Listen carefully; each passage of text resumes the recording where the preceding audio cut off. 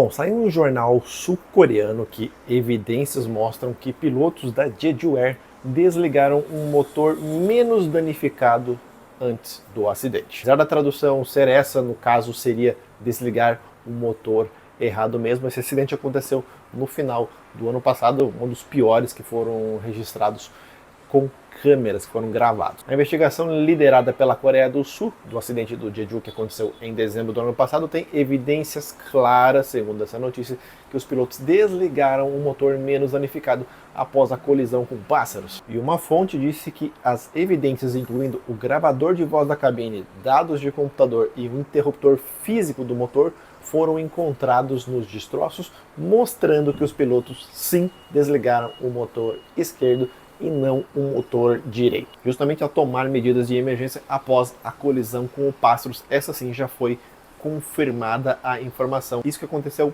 poucos momentos antes do pouso programado. Essa fonte prefere manter o anonimato no momento, enquanto os investigadores não divulgarem um relatório chamado parcial, não muito comum de acontecer na aviação, só que isso também não deve acontecer. Eu já vou falar mais em relação a esse assunto que tem a ver com as famílias das vítimas. Uma fonte do governo disse que após a investigação dos motores encontrados entre os destroços, não havia defeitos antes do choque com os pássaros e por fim, até a colisão com aquela barreira no final da pista, que eu também já vou falar mais sobre elas. Esses motores eles foram analisados em Paris, junto com a CFM Internacional, que é no caso a fabricante dos motores.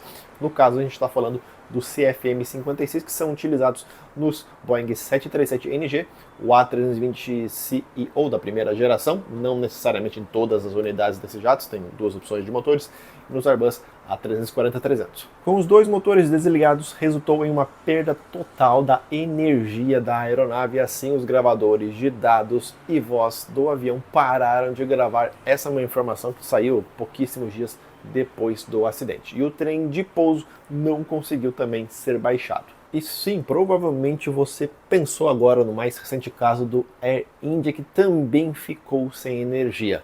Mas o 737-800 é um modelo da geração anterior de aeronaves da Boeing e funciona de maneira diferente essa questão. Sem os motores, os gravadores de dados pararam de gravar até que uma bateria principal entre em funcionamento. Param de gravar, no caso seria o correto.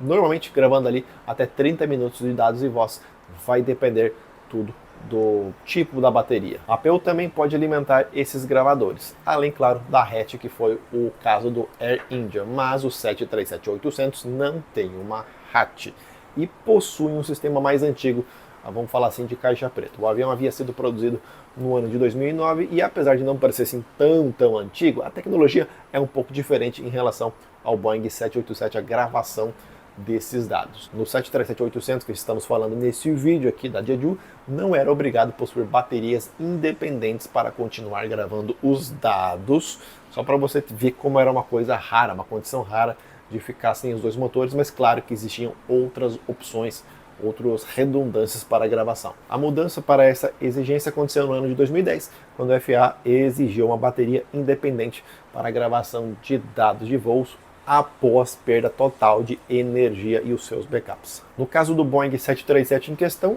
a APU serve de backup em falha de ambos os motores. Até o momento não há nenhum indício que os pilotos ligaram a APU e isso está no manual do Boeing 737. Sem os motores, os dois motores, sem energia, a primeira coisa a se fazer é ligar a APU de forma manual. E a APU é capaz de fornecer energia elétrica e potência hidráulica para o avião. No caso, sempre a gente está falando do 737. Mesmo sem APU, existem baterias no 737 para manter os sistemas elétricos críticos. Esses, no caso, são os backups na condição que temos para o Jeju Air até o momento. Gente, nenhum fabricante do mundo vai criar 10 sistemas de backup especialmente para gravação de caixa preta. Não faz sentido. A dificuldade na investigação é justamente essa no momento. Como eles não têm os dados dos gravadores, será quase que impossível conseguir esses dados após o corte de ambos os motores, um por pássaro e o outro possivelmente o corte manual. Sempre lembrando que os dados do relatório podem mudar conforme a investigação. A dúvida e a demora vai continuar nessa investigação e assim, você viu como câmeras a bordo não vão resolver nada também? Cortou a energia, no caso, se tivesse no 737, não iria guardar os dados da câmera, não iria resolver nada. Por isso que dados de voz e os dados registrados ali, cada botãozinho que você aperta é registrado, é muito mais eficiente do que uma gravação em vídeo, que é muito mais rápido também você enviar isso aí. Imagina o tempo para você enviar um vídeo. Bom, confirmando o desligamento do motor errado por parte da tripulação, a grande pergunta que fica é: por que ele não religou o motor em bom estado? Assim, possivelmente o avião iria baixar o trem de pouso e fazer uma aproximação o quê? Mais lenta, pousando em segurança? Mas tinha que ver também se ele não ia entrar em stall. São muitas e muitas perguntas. E considerando que foram 4 minutos sem as gravações de dados e voz, podemos imaginar uma situação bem complicada naquele cockpit após a emergência. Imagine os pilotos tentando religar os motores sem conseguir. Isso se foi tentado realmente fazer isso, mas não tem como comprovar agora porque não tem os dados. E a APU, por que eles não ligaram? Será que ela falhou? Pouquíssimo provável nessa situação. Novamente, não temos os dados.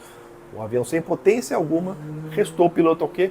Levar a aeronave a um pouso de barriga sem conseguir baixar os trens de pouso, como eu falei, se é que era o ideal naquela situação. Só que no final você sabe o que aconteceu. Uma das imagens mais impressionantes, se não a mais impressionante, registradas em vídeos de um acidente aéreo.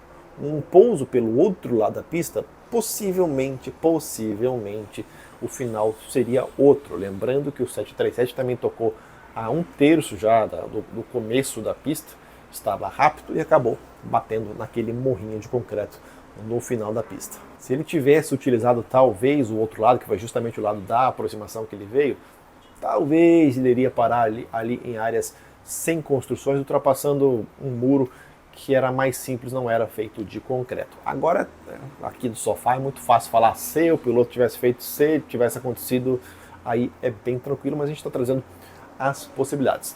A gente não tem como saber o que aconteceu realmente naquele cockpit até este momento. Vamos considerar essa informação do desligamento errado do motor que ainda estava funcionando, pois os pássaros atingiram o motor. A gente tem uma série de perguntas. Por que o piloto fez isso? O piloto não tentou realmente religar o motor, não foi ligada a APU, que é um processo manual no Boeing 737. Daí ele não conseguiu baixar os trens de pouso sem energia, certo? Naquela situação ele iria perder mais velocidade e baixar o trem de pouso porque não tinha energia. Cara, bem complicado, o avião iria cair antes do começo da pista.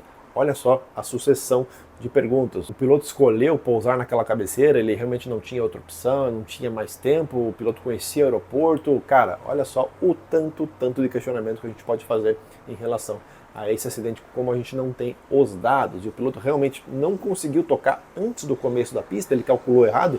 Talvez se ele tivesse tocado no começo da pista, iria resolver alguma coisa, possivelmente não, iria bater com menos velocidade no muro de concreto, iriam morrer muitas pessoas do mesmo jeito. Ele passou muito rápido. E não menos importante, é claro, a barreira de concreto volta à tona.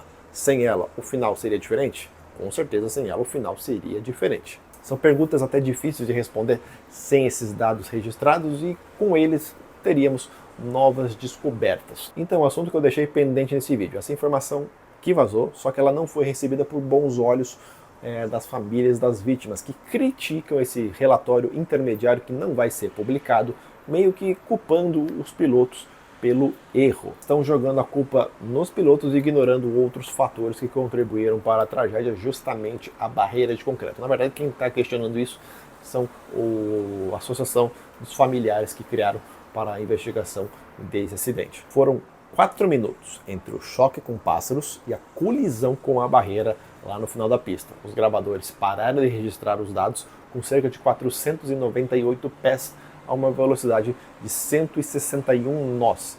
O jato abortou o pouso, fez aquele giro e aproximou pela outra cabeceira com uma velocidade já bem mais baixa e pouca altitude. Como eu citei, provavelmente foi a única solução naquele momento. Eles não teriam mais potência para dar outro giro, para tentar fazer uma outra aproximação. Pode ser que seja isso. Agora você viu a diferença para o Air India, que não tinha nenhuma chance de recuperação naquela altitude, pois ele estava decolando, ou seja, ele precisava de potência para subir, e no caso do Jeju, ele já estava justamente baixando. Tudo bem também que a gente está falando ali de acidentes com características bem distintas, corte de motor, de combustível para o motor, coisas bem diferentes. O Jeju ainda teve alguma chance de recuperação, que assim foi feita, ele tentou realmente fazer um pouso.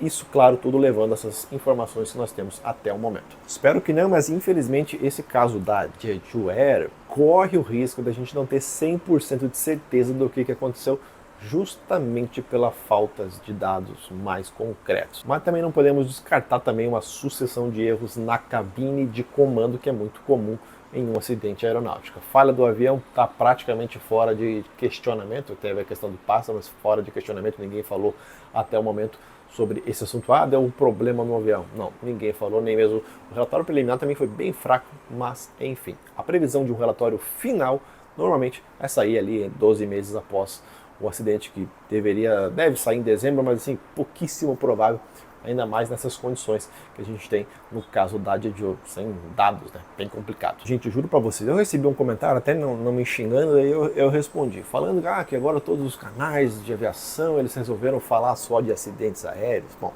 se você também acha isso, você que está acompanhando agora recentemente meu canal, dá uma procurada no histórico aqui que você vai ver que a coisa não funciona bem assim. É óbvio que a gente vai falar de acidente porque todo mundo quer saber o que tem acontecido na aviação em alguns acidentes, isso é óbvio.